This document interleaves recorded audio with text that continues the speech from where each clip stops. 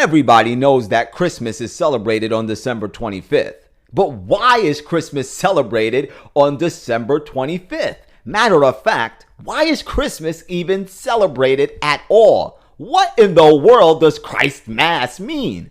Well, here's the story, or to be more accurate, here's the history behind it all. The word Christ Mass means the Mass of Christ, or Christ Mass for short. In the year 350 AD, Pope Julius I declared that Christ's birthday would be celebrated on December 25th.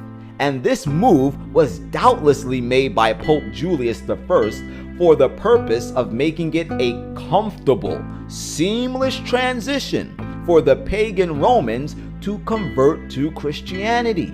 From the time of Constantine the Great in 321 AD, changing the observance of the Christian Sabbath from the seventh day of the week, which is the Bible Sabbath, to the first day of the week, Sunday, which was the primary day of worship for the pagans to pay homage to the sun god. From that point forward, every possible compromise was made by the Roman Church to adopt paganism, from adopting its various feasts to actually adopting the attire and the titles that adorn the pagan priesthood. The practices of paganism were baptized into the Roman Church not only to pave the way for multitudes of pagan converts, but also to pave the way for large sums of money to line the silken pockets of the popes and the priests. You see, the fact is that the origin of Christmas is 100% pagan, and even the Roman Catholic Church that was behind the promotion of its observance admits to this as a reality.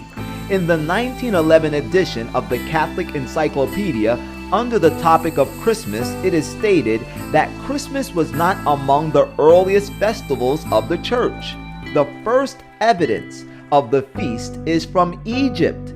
Pagan customs centered around the January calends, which is the pagan calendar, gravitated to Christmas. Once again, clearly, Christmas has absolutely nothing to do with Jesus Christ, because its observance was based off the calends, which was the calendar of pagan festivals and various time periods which were held by these idolaters as significant.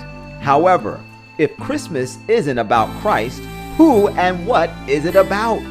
Well, in ancient Egypt, as in Babylon, on December 25th, the pagans celebrated a festival in honor of the birth of the sun. The sun deity of ancient Egyptian culture was known as Horus, the son of Isis, and in ancient Babylonian culture as Bacchus or Tammuz, the son of Semiramis. However, this practice of deifying the sun, it did not end with the Babylonians nor the Egyptians, but it was also adopted by the Greeks and the Romans. In ancient Rome, there was a festival that lasted for 8 days, from the 17th to the 24th of the month of December. This festival was called Saturnalia. During the 8 days of Saturnalia, all manner of feasting, drunkenness, nonsensical revelry, and merrymaking took place, similar to the feast that was held in honor to Bacchus. On December 21st, the winter solstice, the sun reached its lowest angle in the sky. But on December 25th would occur the first observable day which the sun rose in the noon sky. Therefore, this day was celebrated as the birth of the sun god, whom the Romans called Mithra, and held the feast known as Brumalia. The whole season was called Dies Natalis Invicti Solis, which is Latin for the birthday of the unconquered sun. This is why the 1944 edition of Encyclopedia Americana notes that a feast was established in memory of this event, speaking of Christ's birth, in the 4th century. In the 5th century, the Western Church ordered it to be celebrated forever on the day of the old Roman feast of the birth of the soul, which is Latin for the sun. as no knowledge of the day of Christ's birth existed. And to justify this heinous act, the priests of the Roman Church criminally took out of context the Holy Scriptures like Malachi chapter 4 and verse 2, which tells us, "But unto them that fear my name shall the Son of Righteousness arise with healing in his wings," to deceive the people into believing that it was okay to adopt the pagan festival of the worship of the sun to now pay homage to Jesus Christ, because in the Bible, Christ is symbolized as the sun. And hence, the birth of the Mass of Christ, or Christ Mass. And this, my friends, is the real story behind December 25th and Christmas.